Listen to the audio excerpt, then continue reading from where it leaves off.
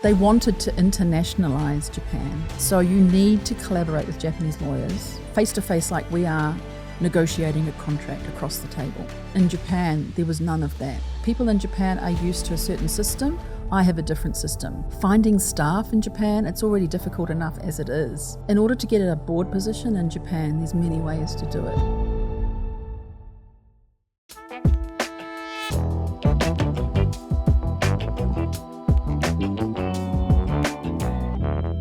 Welcome to Unpacking Japan. I'm Toby, sitting here today with Catherine. Thank you for coming.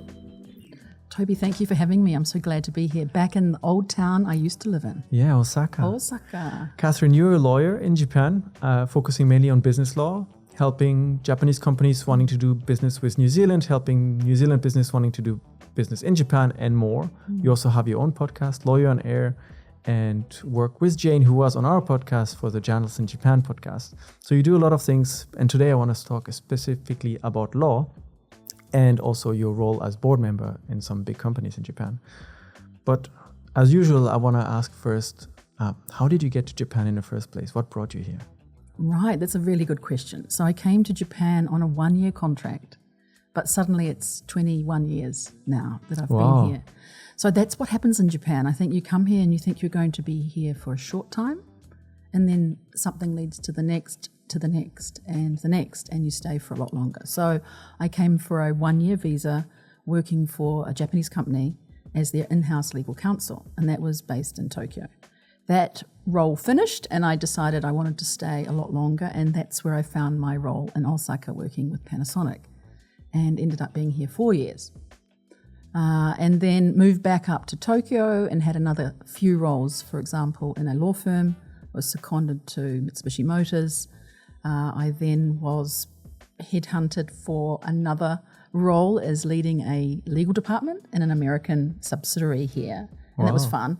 In the meantime, I did a few other things, went to London and worked for the law firm who seconded me to Mitsubishi, and did a number of things that were really fun. And after about 5 or 6 years with the American subsidiary company, I felt like it's time for me to do my own thing. And so I broke away and set up my own law firm, and that was 2018. But before law, back in New Zealand, I was a tour guide.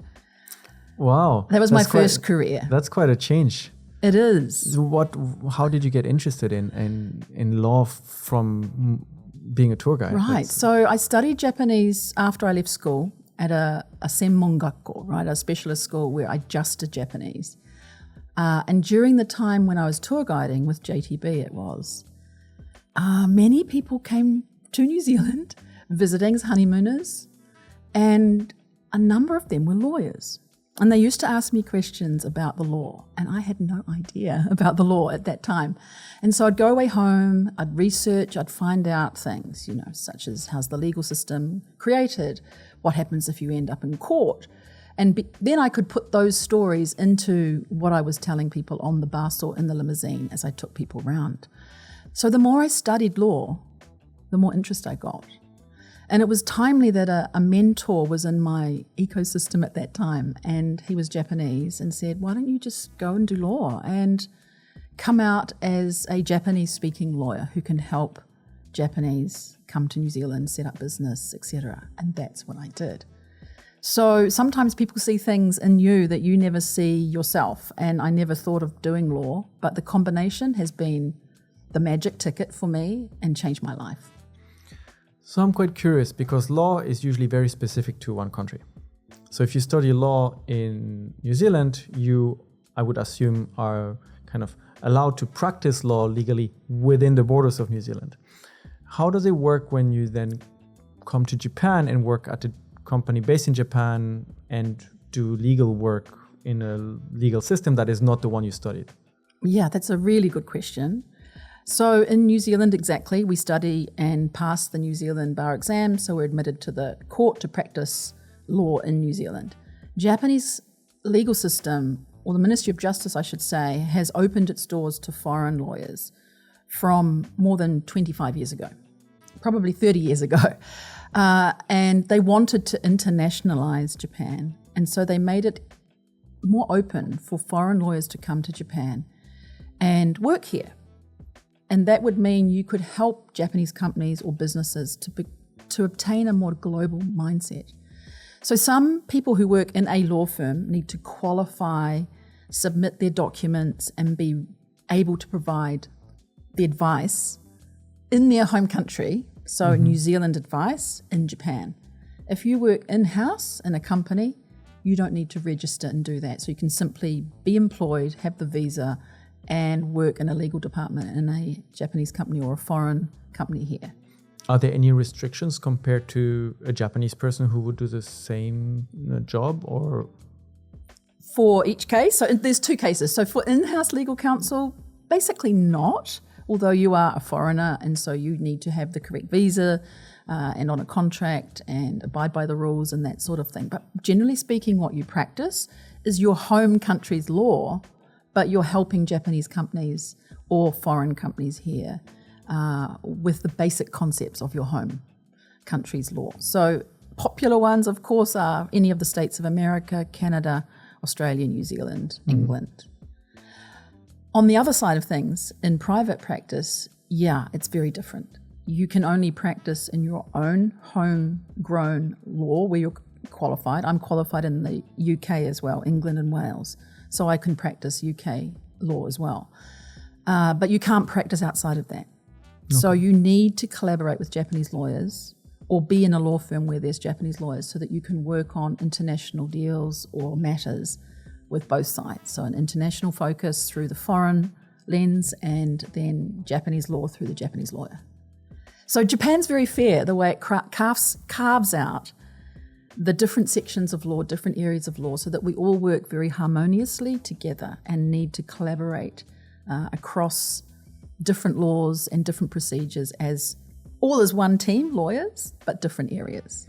Was there something that really kind of surprised you in a way law is done in Japan when you first arrived and kind of joined the company here and you were working in the legal department and you're like, oh, in New Zealand, we didn't do it this way. This is kind of a strange way to approach. Good question again.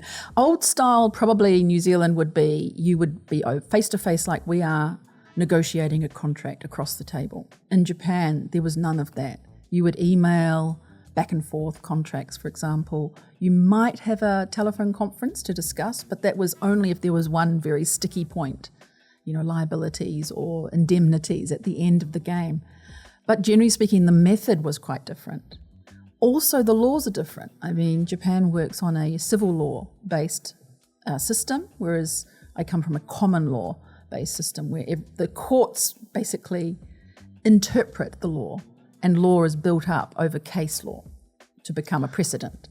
So basically, something will happen. Yes. The court will decide on the outcome of this, and if something similar were to happen in the future, the next court that will judge the new case will just look back at what the old one did and say, oh, it was done this way before, we can do it the same way if it's exactly the same case. And if it's exactly the same fact pattern. If it's slightly different, they will maybe take reference but make a new... Exactly. So it's decided obviously within the law, but that's how the law is done, right? How we build up the way that we do our practice. Mm-hmm. So in Japan, that's not the case. So what I found really interesting at the beginning was turning on Japanese variety TV programs. And there's usually a lawyer sitting in the panel, right? True. And they have these legal questions. If two people get married and he gives her a ring, as an engagement ring, and they break up, who gets the ring? Does he get it back or does she get to keep it? And every answer that they would give was different to my logic. So I realized that from that is that common law is very different to civil law. And basically anything that I had learned or in my practice is going to be different in Japan. And that's fine. It just informed me that, so people in Japan are used to a certain system. I have a different system. That's why it's beneficial for me to help them when they're dealing with companies overseas or counterparts overseas. And it's also helpful for me to know that when I'm explaining a concept, it's going to be different to what they're used to. So excellent. Thank you very much, Japanese TV, for doing that, because it really was a great study for me. And I'm assuming you had to do all of this in Japanese too, right? Because you were working with Japanese counterparts. Yes. Is then the Japanese vocabulary for law and the way, legal vocabulary even in English might be complex for some native speakers. So when you switch to Japanese, you have to adapt. But do they talk about it in a similar way, or is it also, again, a very unique language even for Japanese? It's talked about in a similar way, but because legal jargon is legal jargon, it's not well known. For example, when I worked in New Zealand, and same here, you can make a will, right, to look after your estate after you pass away. And the word for will is yuigon. But when I used yuigon for Japanese clients back in New Zealand, it's like, what is a yuigon, right? We don't know what that is. So even having to explain the meaning of that word in Japanese to say, this is what a will does. It sets out who will look after things after you've gone, where you want your property divided up, the obligations. And so many of them would say, but in Japan, that's all written into law. I said, well, yeah, in New Zealand, it's semi-written into law, but we still need a piece of paper. That is the yuigon. The way I want my things done has to be in paper. So it was always an explanatory process. So even though the concepts might be the same, usually the person in the office may not know exactly what those words mean. It's interesting you took this example about the will, because I just had this conversation with my in-laws and such, because unfortunately someone passed away in the family last year. And that person left a will, but that will was not, I don't know what the English word is here, ratified or like signed by a lawyer or a notary. And so there was this big question of, is this will applicable or not? So you just mentioned that in Japanese law, everything is written in the law, so the will might not be necessary, but then actually you can use a will, but it then needs to be also approved by... Yes. So you can make the will in Japan, but be very careful that you do get it authenticated, right, notified. And registered at the Legal Affairs Bureau so that there's no problem. So I'm not sure how that person created their will. It's unusual to have done that in Japan, but it can be done. I think it was just a piece of paper that he wrote and signed with this goes to this person, this goes to that person. And that kind of created some questions. Everyone was more or less willing to respect the will, but then there were questions of, is this actually a legal document that can be applied or not? So it brings you back to those sorts of things. When you arrive in another country, you really need to know what's the thing to do that's correct, right? How do I make my will valid? And right now, there's quite a lot of people who are interested in, especially as entrepreneurs, how they keep their business continuity going after things might happen to them here, right? You're not going to necessarily die when you're older. It could happen any time. So what do you do? And if you've got a valid will in France or in England or New Zealand, you can have that ratified here by a notary public, placed at the Legal Affairs Bureau, so that when something happens, that's what you want done, right? So it's possible, but you have to go through that process. You have to think about it. You have to get yourself ready to do it. You have to go and be ready to go into the law firm and the particular legal person who does that work and do the work. Otherwise, it's not done. And anything that happens to you is just basically according to Japanese law. And so you've navigated this law for a long time, working with companies. You mentioned Mitsubishi, you mentioned an American subsidiary. What was the moment where you decided, I'm going to set up my own law firm? I think the law firm becomes the container within what I wanted to do. So I wanted to help other entrepreneurs who couldn't probably hire a lawyer full time. And I wanted to help other in-house legal counsel with the stresses of the overload of work that they have, and that they could outsource their work to someone like me. So I can't just rock up and say, okay, I'm your lawyer. I have to be registered as a law firm to be able to do that kind of work. So that led me to, I must set up as a law firm. And the prompt for that was when I was in this American subsidiary and I had a staff member working with me, and that person left to go on to greener fields, and I had to do all the work myself. And I thought, where is someone to come in and help me just a couple of hours a week or half a day on Friday to do that kind of work, contracts or drafting, to allow me to get onto the stuff that I have to do for the board or for management. And so that sparked the idea of, why don't I do that kind of business for people who were struggling like me? And some of the best ideas come from the problem that you've had that you can help somebody else with. And so that's where it came from. I thought, I'll set up a law firm. I don't know how I do it. No idea. I'll find out. And that's the model I want to do. And then I found out that model is completely unique in Japan and that no one else is doing it. And so I think I saw somewhere here just before that the hard things are what people don't do. It's the hardest thing that you end up doing that's the most successful, right? If it was easy, everyone would do it. Yes. If it's hard, not many people do it. I think you were mentioning that before we recorded, but it's true. It's true. And so how was the process in the end to set up your own practice in Japan? Is it an easy thing to do as a foreigner? I imagine not. Well, there's no exam. Okay, so you don't have to sit a bar exam in Japanese. It's a verification of what you've done so far. So your experience, your qualification, that you've got a standing, a legal standing, a character standing, that you're an okay person to be able to do practice in Japan. And you have to gather a lot of documents. As you know, Japan is often a lot of documents and paper documents. So gathering all of those took 2 months. The actual process of verification, crossing the T's, dotting the I's at the Ministry of Justice took another 8 months. So it took 10 months. Wow. So when I left that company and was deciding to do my processing of the work to become a law firm owner, it did take a long time. So it was a 1-year situation where I'm not able to provide legal advice either in that context because I'm not a lawyer owning a law firm. So I'm a business consultant for 1 year, gathering the documents, filing them and waiting. But I know that through that process, Japan is kind of testing your mettle in a way. Can you have the patience to do you want it do this? enough? Do you really want it? Why are you doing this? And, checking that you actually are the kind of person they want to have here. And naturally, they'd want to verify that. So it comes 10 months later, I get it's just one little piece of paper. It happened to be yellow saying you are now qualified to open up your own law firm. Go ahead.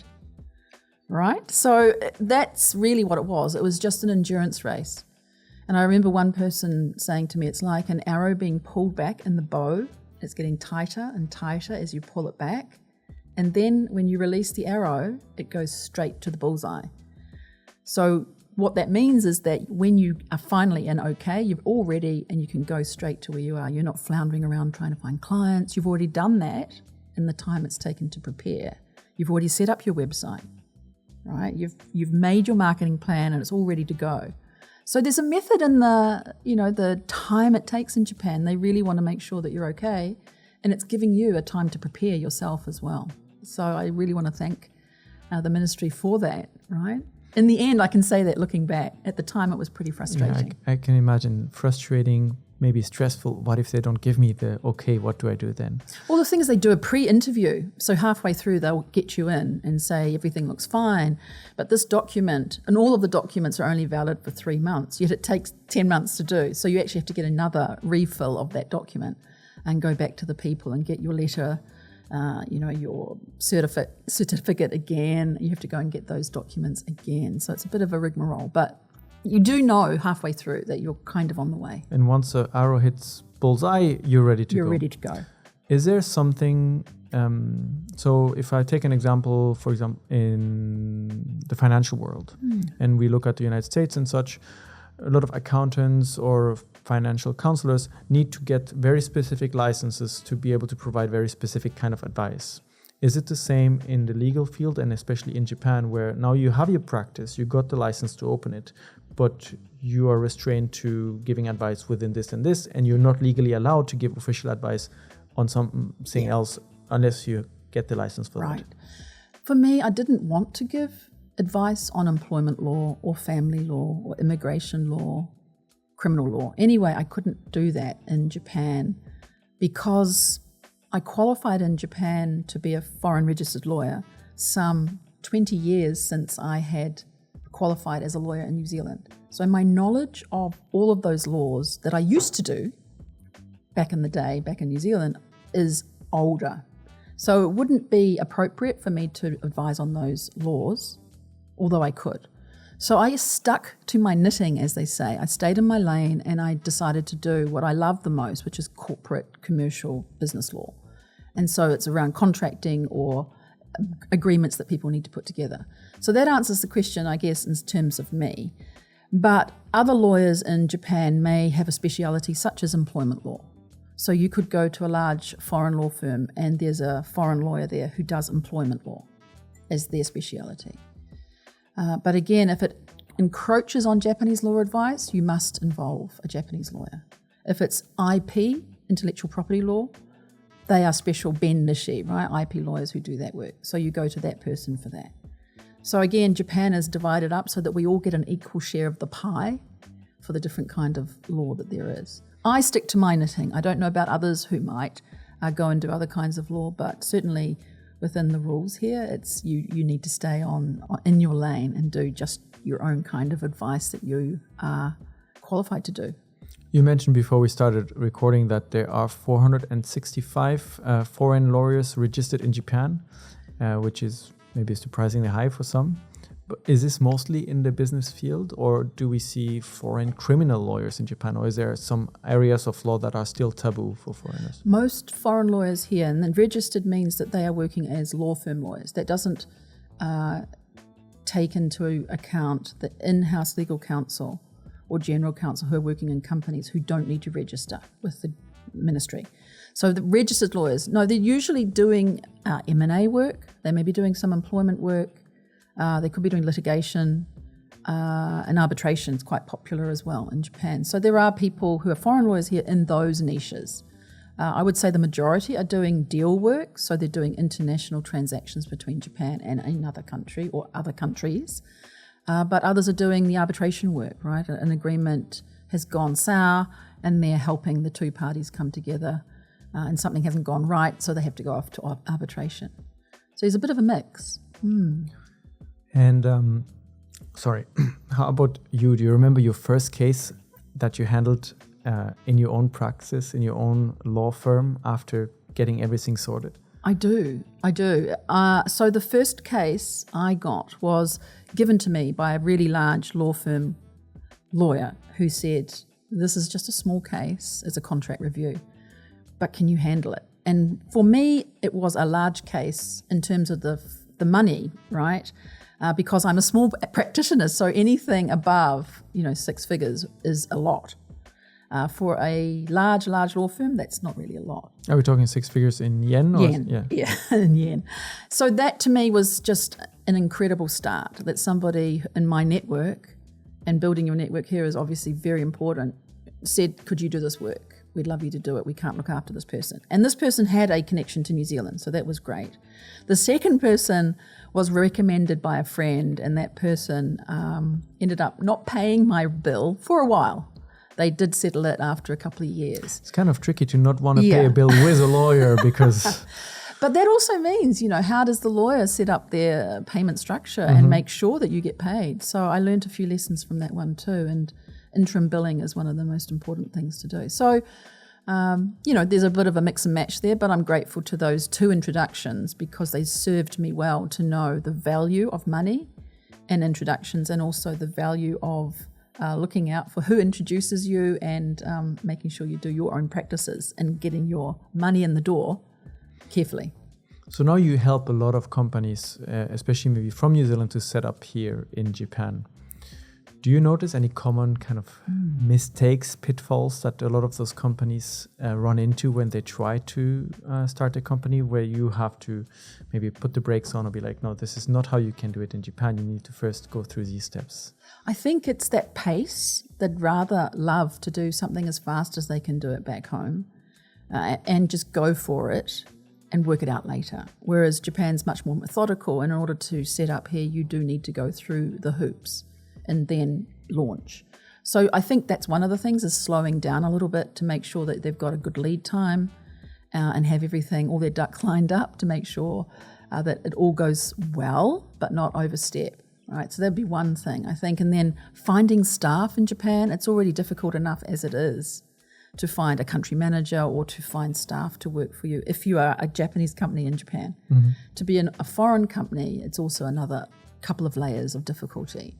So having that length of time that you're going to have for coming in here, a really good lead time, is probably one of the things that most seem to stumble on, not giving enough time and just wanting to go for it with the energy and enthusiasm they have.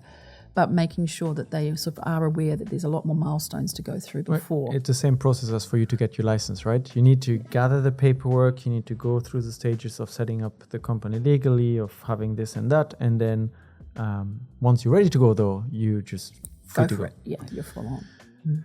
For you also help, you mentioned people that want to start a company, startup founders, and that are going through the legal requirements. Now, I have a friend who came on a podcast a few months ago, and he was telling me that when he got started, there were some challenges that seemed quite paradoxal, such as to start his company, he needed to change his visa status to like a business manager visa or investor visa or something like that, which required him to have an established company and to have an established address with a bank account and such and such and such. But to do all of those things, he needed to first get that visa to allow him to actually go through the procedures of opening the corporate bank account, of renting an office space, and so on and so forth.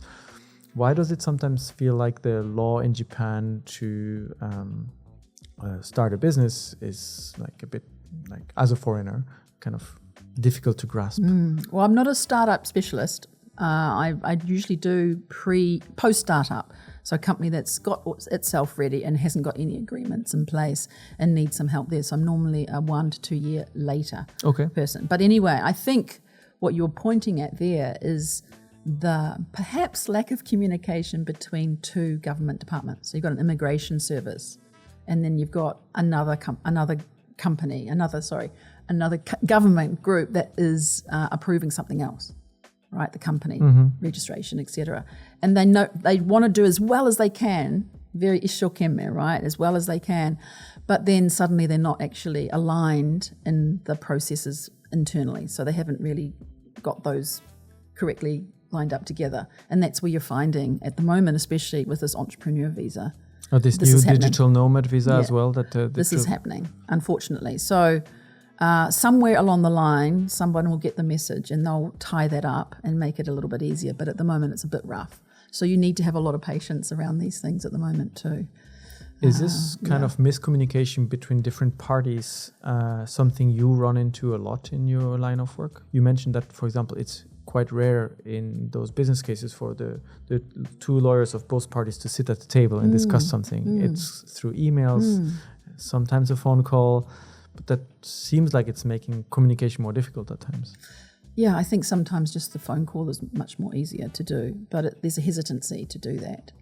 So, you can find that example as well. But I think the communication over email is actually quite smooth as long as it's coming back and forth pretty quickly. If there's a time delay, it can be difficult, but I don't seem to see many difficulties in that way between lawyers. It's between these different government functions that it perhaps can be a little bit more tricky. Throughout your career now, you've established your own law firm at, I think it was 2018. 2018. So you're going strong 6 years now? Yes. Coming up. But you're also on the board of directors of large companies such as Fujitsu and Toyota. How did you get into those positions? So both of those companies have two boards. One is a board of directors and one is an audit and supervisory board. And I'm on the audit and supervisory board of each of those companies. In order to get a board position in Japan, there's many ways to do it. The most common way would be an introduction. And that can often be an introduction from someone who's already on a board or who is connected with someone on a board and they're looking for someone, and the person who is the in-between person thinks, oh, Catherine would be great for that. In my case, it was with recruiters. So there are executive recruiters in Japan who do this kind of work specifically. And I'm not talking about recruiters who may be for regular work, it's specifically for board placements. So I was contacted by recruiters in each case and introduced to the companies. And that's just the first step, right? And it's basically taken that you are, as a lawyer who's done corporate governance, who has done compliance, who's done ethics investigations, who's worked, as I have, in manufacturing companies all my life in Japan and made that, again, my niche. It's someone like that they wanted. So they searched and found me and I was introduced. So that's the first step. Taken for granted that you've done all that stuff, Catherine. What else can you do? Or what kind of person are you? And so that particularly is a very important point to note, in that I think it was for the second role I was introduced because I was recommended as a person who does not talk down to Japanese companies. So is this a big... This is my key concept, is that, not talking down, not telling Japanese companies what to do. And I'd never really thought about that as such, but now it's sort of my mantra. Well, it has always been, it's just been now out in the open, that being with a company on the board is really important, that you impart your information that you've got that could help them from your experience, but not from a, I did this, you should do this, or I've done this, and you have to change Japan. You have to stop doing that, do it this way. So it's not a telling, it's a showing and an inviting of what perhaps could be done a little bit differently, but never accusational or imposing in that way. And I think that's been a key for me. Is this like a sort of experience a lot of those companies have dealt with in the past, where they tried perhaps maybe during the economic boom of Japan to have foreign lawyers or foreign advisors come on the board, and those foreign advisors were just like, no, you have to stop, restructure, do this way, that way, and they were like, no. Well, they normally get that advice from external advisors, right? They would go to their accountants or to tax accountant or to lawyers, external law firm lawyers, and that's where they get advice. So you as a board member are imparting your experience, things that have happened in your life, and through your knowledge of what you've done, your skills, to help them. But the way you do that is so important. The way you sit in a meeting, the way you put your hand up to say something, to wait to be invited to speak rather than just speak, and just cutting the arrogance, making sure you're really humble in the way that you do these things is so critical. Yeah. So I remember in one of my interviews, we didn't even speak about my career past. We talked about my family, what my dad taught me, how my mum interacted with my dad, what kinds of things I experienced when I was growing up. And I grew up in a family with 3 brothers, and what my views were of men and women working together, all kinds of things. So it wasn't an interview about what's the latest law or how would we get out of a situation if an activist investor was approaching us. That's for later. They want to know if I'm the kind of person who can help them, that they can say something that's happened that may not be very good thing that's happened, how I can help them with that. Am I the kind of person who will be able to offer some guidance, but not do it in a way that's accusational and telling them what to do? So they wanted to know about who's this person and can we get on with her? But that's interesting, because I feel, sorry, I tried to interrupt, but the point you said would be legally not allowed in France, for example. You would not be allowed during an interview to ask such personal question to someone. You could be sued as a company for asking those questions, which in Japan are not kind of so taboo. Even asking about if a woman is pregnant or intending to be pregnant soon is becoming questionable, but it's not legally forbidden. So in those cases for you, they were really kind of digging into you as a person to make sure that they get not only the lawyer, but also the human board of the company. Absolutely human. The companies are sophisticated enough. They know where they're not allowed to go. So I didn't have any of those sort of accusational questions. And quite frankly, I wanted to tell them about what it mattered about the upbringing that I had in my home country that has made me the person that I am, and therefore the person that can also help you. And so I think they were shy of those sorts of questions. They didn't go that far, but at the same time, I could actually ask them the same questions.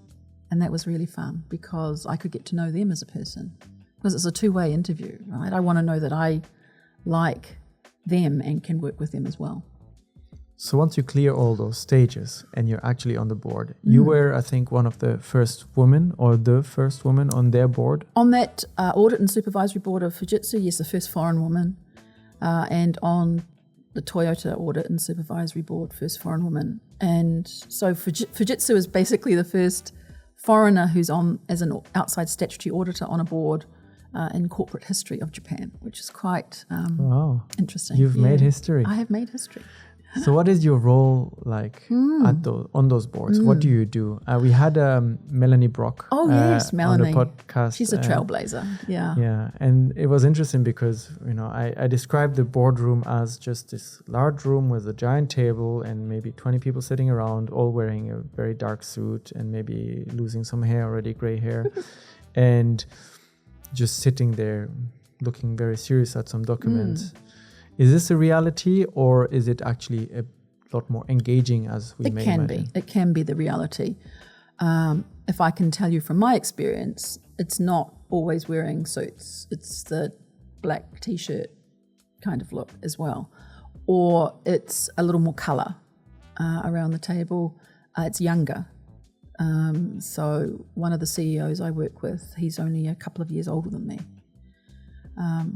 And so it's a younger group that I work with.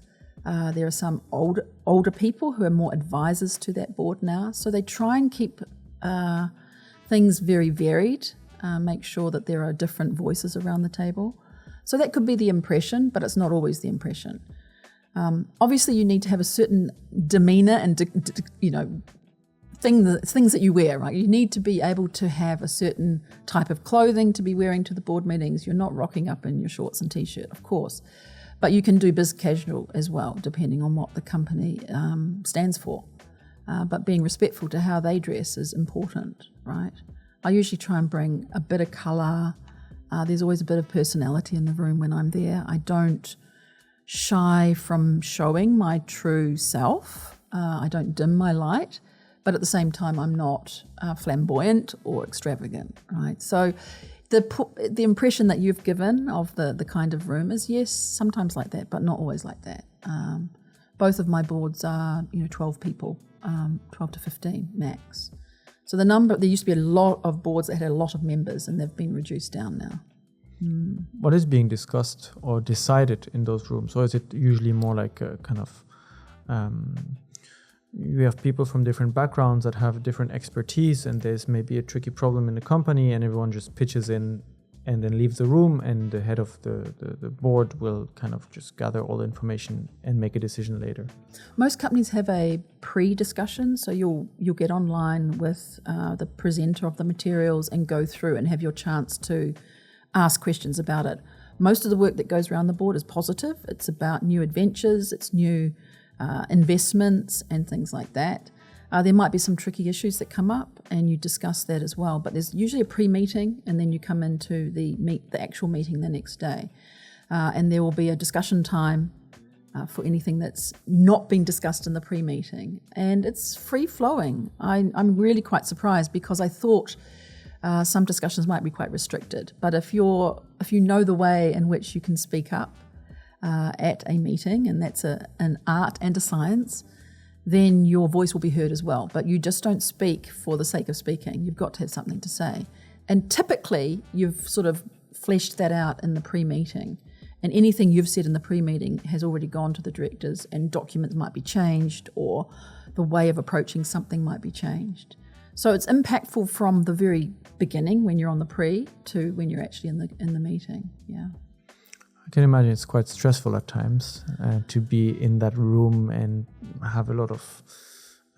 you said you only speak up when you have something to say, so there might be a lot of expectations also for when you speak up. That has to be somewhat impactful. If you have something to say that they should hear, that if they miss it, it could be disadvantageous, you should say it.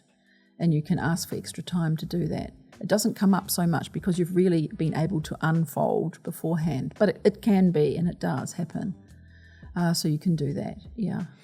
You were saying that one of the reasons you stand out from maybe other people on the board is that as a foreigner, you are not imposing your foreign views and perspectives on them. You're just kind of sharing your different perspectives. And we were speculating that maybe in the past it wasn't always like that, and Japanese companies kind of got a little bit scared of having foreigners on their board.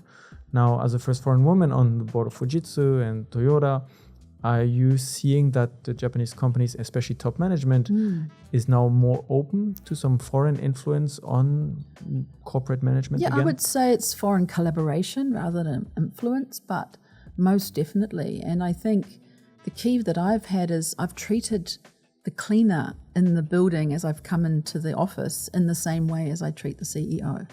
So they both need to know that I'm a friendly person, that I can help them. Otherwise, they're not going to ask me to impart what I know, right? So, it's changed in many ways that I think it's very much more open to be able to give that view and the way you do it. So previously, and even now, I come across foreigners who say, I want to be on a Japanese board, and it's wise. I can advise them. I can tell them what to do, and I've had a great experience, and they should know what I know. It's like, yeah, maybe not that approach, right? So how you do it is important, and Japanese companies certainly have to be open to foreigners. And many of the activist investors, for example, are foreign-owned or have foreigners in there. But I don't want to see it as foreign Japanese. I don't like that concept of them and us. I think we're all there collaboratively. And if something from my experience can help them, it may be from a foreigner's experience, but it's really Catherine who did this sort of stuff can help you with that kind of stuff. If I take it to its rawest level, right? From a human perspective, but utilising the experience that I've got. Yeah. Having attended many board meetings, but also worked with a lot of foreign companies before, did you notice or learn any specific way that maybe decisions are made in Japan, or ways they approach and go through those meetings where you thought, actually, there's something here that works better than maybe this very fast-paced or very strict direct decision-making that we see maybe more in the West? Something that is done here in Japan that kind of stood out to you as being, oh, maybe this should be exported too, this kind of approach too. Yeah, I really don't see what's wrong with deliberating and then executing. I think you get a lot of input at that first stage. And if the front end is all right, and it does hit the bullet, the bullseye, the bullet hits the bullseye, right? Why is that not okay? Why does it have to always be that you put something to market and then innovate back, and then put something up to market again and innovate? I think there's sort of a model that is like that, and there's one company, I suppose, in the US that does that. They'll put something out there and it might not work very well. And their way of innovation is just that it broke, so let's do it again. I think Japan holds itself up a little bit higher than that in many ways. And so I really appreciate the deliberate, lengthy process, but in some cases it's not as lengthy as it used to be. So it's a sped up process, and innovating as you go is actually happening more than people think, especially in the companies I'm with. It's extremely like that. So I think the deliberation is really an important part of getting things kind of right, getting the input, and then going, and still being quite flexible about what's happening when it goes to market. But I believe that process is not a bad thing, and maybe some other companies may want to adopt that really as a way of doing things. The hare and the tortoise comes to mind. You know, sometimes the tortoise is actually the way to go, because you do actually win the race. I imagine it takes a lot of your time and to kind of prepare for the board meetings, to work with those companies, and you have your own practice as well. How do you balance all of it? Right, so it's kind of meshing rather than balancing. But in my law practice now, my desire at the beginning was to be able to outsource a lot of work that I do, not being the one doing the work in the business all the time. To have a lot of that work outsourced. So my model is outsourcing, that lawyers outsource to me to do the work, but I also outsource to Japanese lawyers to help me with the work. And that's at a stage now where that is happening. So I may have one or two clients that I keep a nice space for clients that I really want to work with. So that's part of where I can be creative and selective in who I work with now. So to your point, my law firm runs with me managing. I work on the business. I have other lawyers who work in the business now. And that leaves me open to the very big rocks in the jar of my life, which is supporting the boards that I'm on. I'm actually on 3, but one other small board is a little bit smaller and not doing as much as the other 2 boards. And yes, certainly takes a lot of time, and you need to give that time to it as well. You can't really just half-heartedly do that kind of board role. It's very important. Yeah. Is this what you will call living your best life as a lawyer? This is what I wanted to do. I wanted to be able to be in a position where I could help companies at this level and support them. And at the time when I wanted to do that, I didn't know how to do it. And I tried to find out how to do that, asking people who were on boards. And nobody really unveiled that information. It was very much a closed secret how to do it. It was mysterious. So part of my mission now is to open doors to others, male and female, all genders, to actually get these roles, to not because they want to have a role like that, because they can say they're on a board, not because they're into the prestige of the car picking them up and taking them to the office and doing all the glamorous stuff. It's not about that, but opening up the door. So part of that work is part of, yes, exactly, my best life. And that is to be not constrained, to have choices, to be able to do what I want. The W's, right? Who I work with, where I work, what I'm doing, and whenever.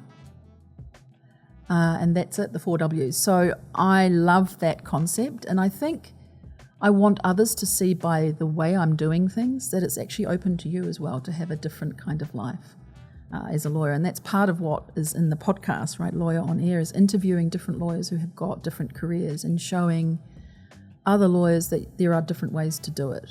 Well, like yourself, starting as a tour guide, studying Japanese to switching over to a law and kind of combining Japan and the law. And also that sort of fluidity between being an in-house lawyer, going back to private practice, coming back to an in-house hybrid blend of law firm where I am now.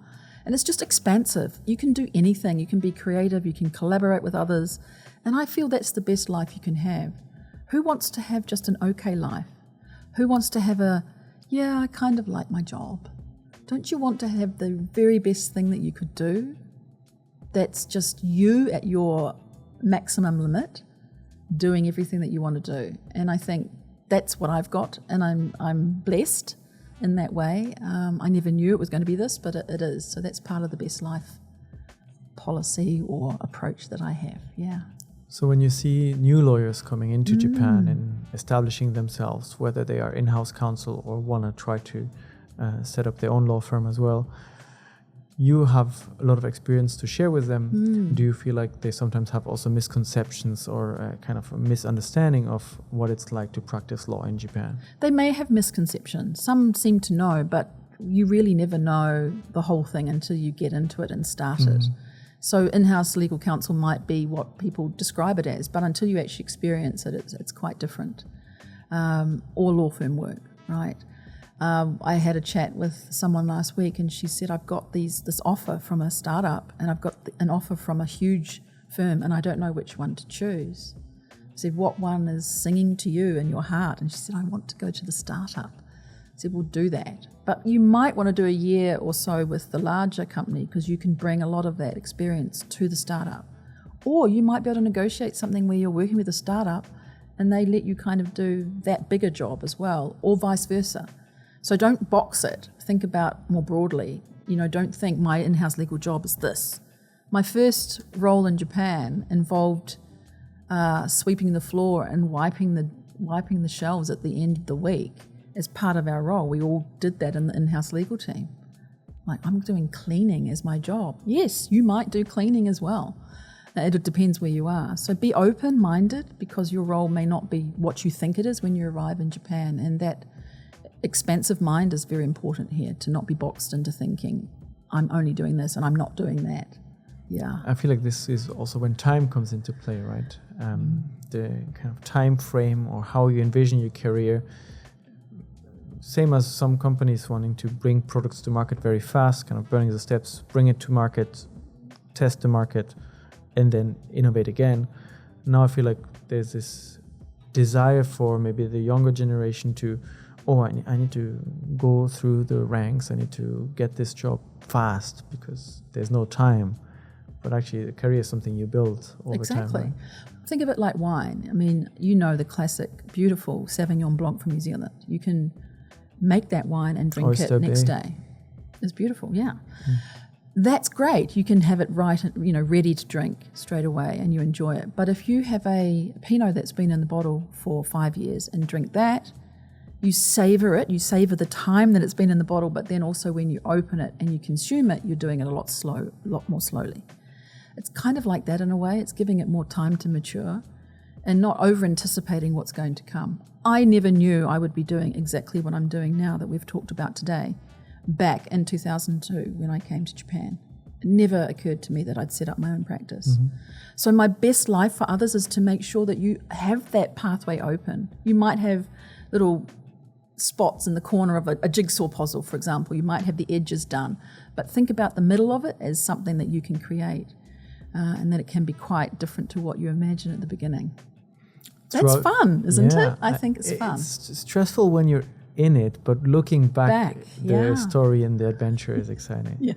Is there one specific case along the story that kind of had an impact on you where you were like, this was quite the journey to get the deal closed or to get the... I think that working in a large law firm and being on M&A deals is tough, and I have admiration to the max for people who can do that work. But working till 2 or 3 in the morning and eating pizza or onigiri. So like in the movies, like basically, in the movie. Oh, it's 10 o'clock, let's order a pizza and let's keep digging and through the keeping paperwork. that stamina and working to that late to me, it's not a badge of, wow, I did that. I'd rather not have that badge. So I having that experience was tough.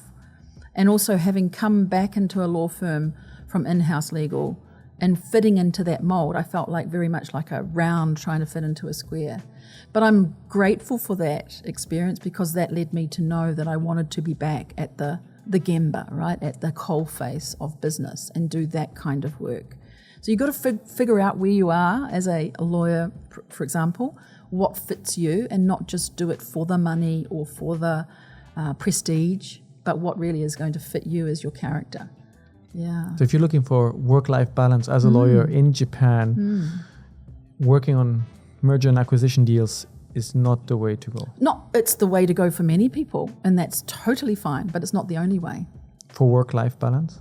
For work-life balance, well, I think some of those people work late and come in later in the morning. So if you're a person who likes to work late, okay, and you are quite okay with missing out the morning sun, and you'll walk around the park with the dog and going into work from 12, 1 or 2, then that's fine. So but I'm not that sort of person, so it didn't fit me, and I didn't really want to do that work. But when I see other M&A lawyers doing that and they love it and thrive on it, fantastic. Thank you for doing that work that I don't have to do. But I'm over here doing this and I'm having fun.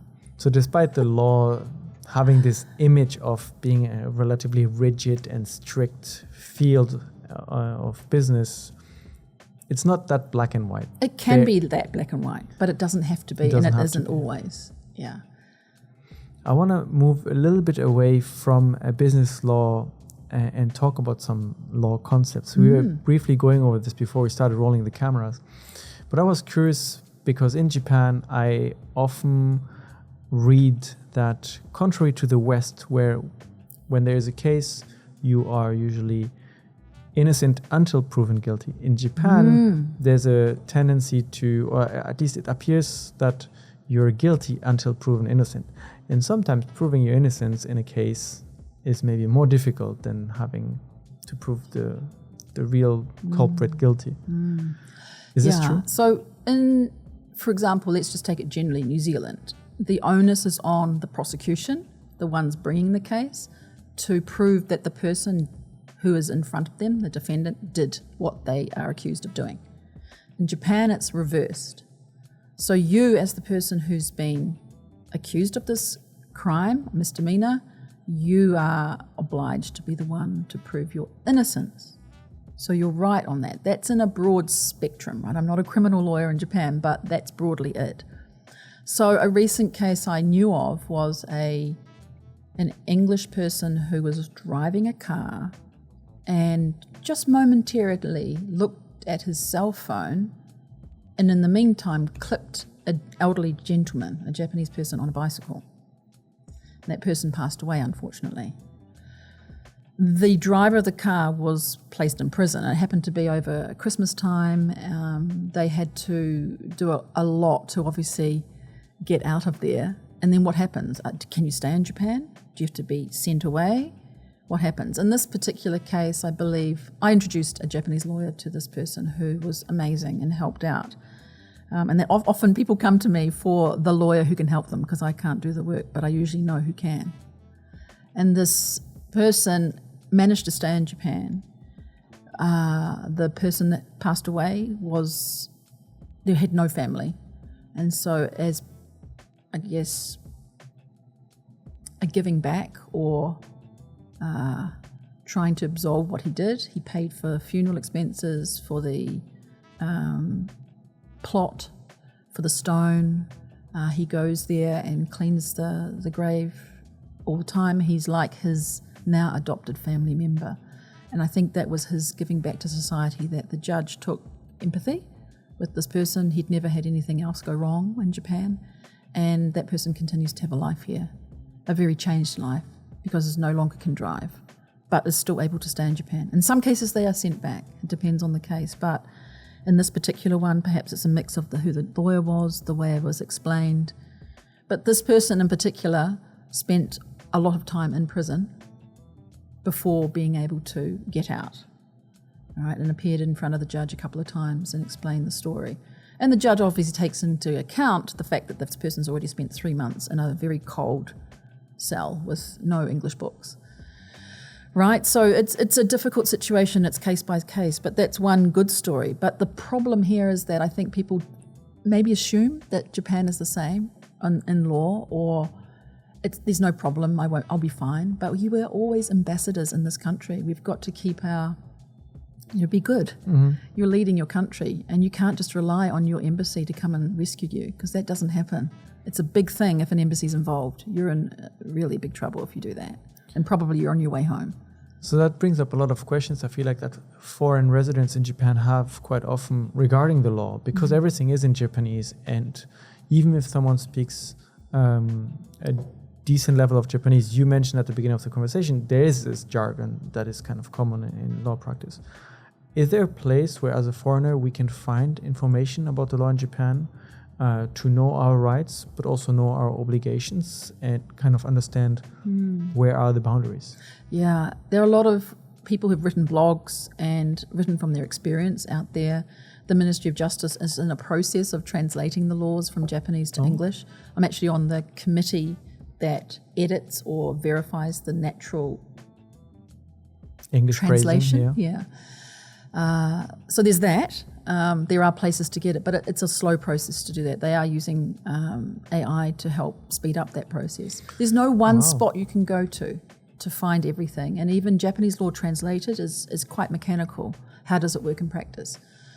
So the best thing is to not do anything wrong. If you're caught, that you get immediately involved with a Japanese lawyer to help you if it's a criminal case. The Tokyo Bar Association and other associations have a free English counselling hotline. You can go and get an interview, and they can refer you to a lawyer to help you. So you find out often about the law in Japan on the job. If you do something wrong, you're probably finding out about it minute by minute as it happens. To what extent can you prepare for that? I guess before you come, you can research and read as much as possible, but it's hard to cover every concept. Like, I couldn't tell you everything about what happens if you steal a bicycle from the train station and ride home on it, someone else's bike, because that's an offence in Japan, right? So don't do that in the first place. But if you do, I can't tell you ahead of time what's going to happen unless I go and chat with a Japanese lawyer and I write a blog saying, if you do this, this happens, right? Just know that something is going to happen to you, and it could be worse if you're selling drugs in Roppongi, right, in Tokyo, or if you steal a bike like that and you think there's nothing wrong with it. Actually, there is. So I don't know if that answers your question. No, it does answer my question, because I think especially knowing that there's this hotline for the Tokyo Bar Association, which I didn't know. And Tokyo Metropolitan Government, and I'm sure in Osaka here, they also have a line that you can call. So there are places where people can find information and get in help. English. And maybe in the near future we will have AI translations of the Japanese law proofread by you. Well, not proofread by me. I proofread the proofreading. So there will be information available soon. I think that's important to know, because we, like you said, when you go on online forums and such, you see a lot of people sharing their experience, but nobody's able to tell exactly, this is the law, this is how it works.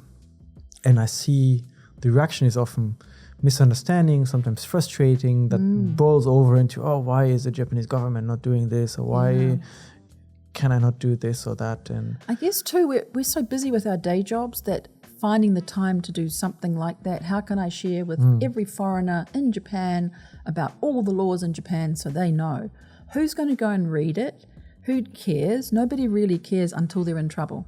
And then they want everyone to fall into line to help them. So it's kind of, what do you do?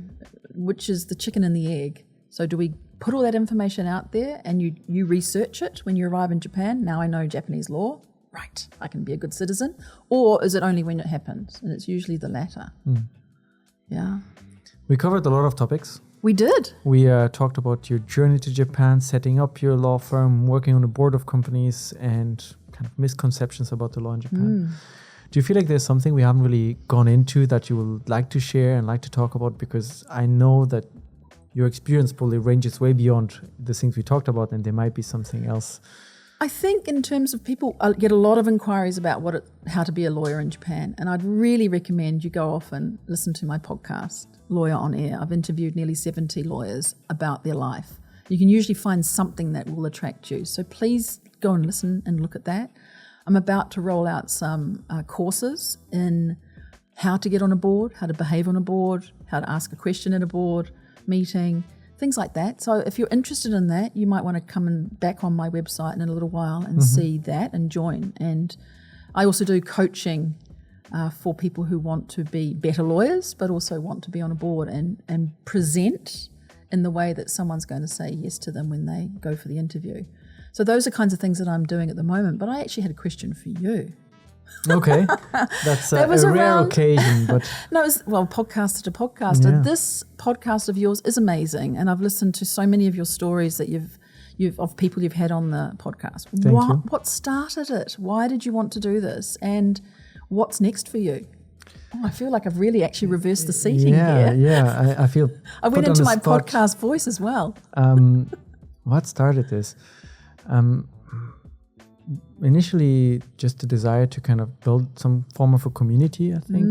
And Andrew, who's now not sitting next to me anymore, but behind the cameras, was or is still basically in charge of all the media production work. And I like to listen to stories and kind of engage with people. So it was a good match, and we wanted to build a community because we noticed there are a lot of foreigners doing a lot of very interesting things in Japan. Could be business projects, could be like yourself being a lawyer in Japan. Some people are artists, musicians. There's really a lot of people doing very cool things in Japan. Absolutely. But sometimes it's hard to see. And there are these ideas of, if I go to Japan, I have to be an English teacher, or I will work at a recruitment agency, or I will work in tech. And that's all fine. Which is all fine, but that's not all there is. And some people may feel like, I can't come to Japan, or I can't stay in Japan, and I can't do this there because of ABC reasons, which is not true. And so the idea was to kind of showcase a little bit and try to bring the different communities together. You have two podcasts that you're on, the Lawyer on Air podcast, interviewing lawyers, but you also work with Jane on Journals in Japan, kind of highlighting business related to New Zealand and people doing things, which is quite niche. And then it's very interesting. And on the other hand of the country, in Hiroshima, we have JJ Walsh, who does also very cool things relating to sustainability in Japan. What if we can connect everyone in one place? Isn't it? So it's quite ambitious, but let's be brothers and sisters in the podcasting community. I think you're absolutely right. It's a community, and building that. And you've got a lot of people that you've talked to, and I have as well. And JJ, and expanding those stories that people don't tell. And that's the reason for starting the podcast, is that there's great stories, but you can't find them anywhere. They're not in a textbook. They're not on someone's blog. It comes from that person in their heart and their own experience.